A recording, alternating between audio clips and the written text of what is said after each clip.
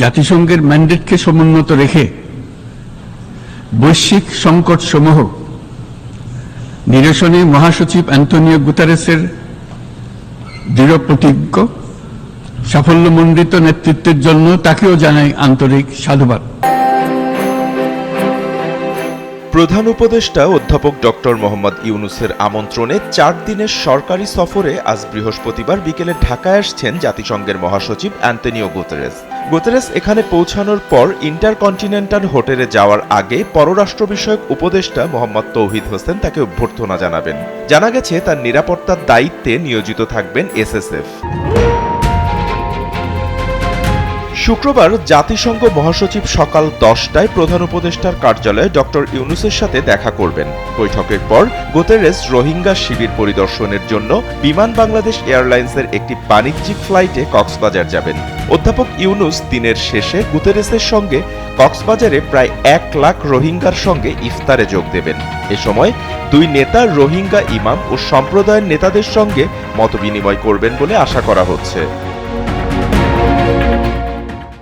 আমরা আশা করছি যে তার ভিজিটের মাধ্যমে এইটা এফর্ট গুলো রিডাবল হবে to mobilise aid for the Rohingya people.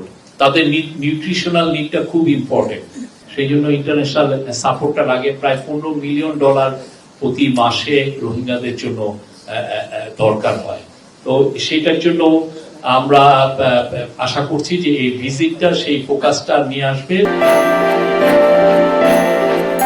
শনিবার জাতিসংঘ মহাসচিব ঢাকায় ইন্টারকন্টিনেন্টাল হোটেলে বাংলাদেশ সংস্কার প্রক্রিয়ার উপর একটি গোলটেবিল আলোচনায় যোগ দেবেন। তিনি তরুণদের সঙ্গে একটি সংলাপে অংশ নেবেন। পরে গুতেরেস হোটেলে একটি যৌথ মিডিয়া ব্রিফিংয়ে ভাষণ দেবেন বলে আশা করা হচ্ছে।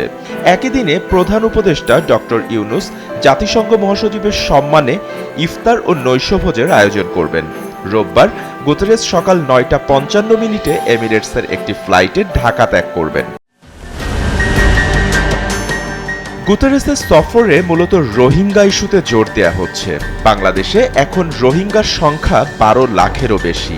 এর মধ্যে প্রায় 8 লাখই প্রবেশ করেছে 2017 সালের সেপ্টেম্বর থেকে পরবর্তী কয়েক মাসে। মিয়ানমারে নানাভাবে নির্যাতনের শিকার এসব রোহিঙ্গাদের বিভিন্ন সময় মানবিক কারণে আশ্রয় দিয়েছে বাংলাদেশ।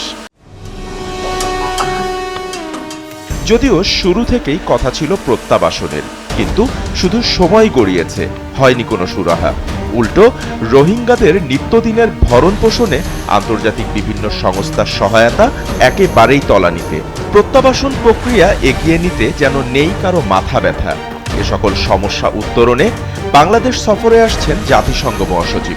আমাদের এফর্টসটা আছে যাতে রোহিঙ্গারা তাদের ডিগনিফাইড রিটার্ন করতে পারে, তাদের যে হোমল্যান্ডে ফিরে যেতে পারে, আর যাতে রাখাইনে পিস এন্ড স্টেবিলিটি ফিরে আসে। এবং এই ফিরে আসাটার জন্যই তো রোহিঙ্গাদের রিটার্নের জন্য রাখাইনে পিস এন্ড স্টেবিলিটি ফিরে আসাটা জরুরি। সেটার জন্য আমরা কাজ করছি। নোবেলজয়ী অর্থনীতিবিদ ডক্টর ইউনূসের দায়িত্বকালে জাতিসংঘ মহাসচিবের এর রোহিঙ্গা ক্যাম্প পরিদর্শনে আশা দেখছেন অভিবাসন বিশ্লেষক সহ অনেকেই। বাপ্পি খান, এসএ টিভি, ডিজিটাল।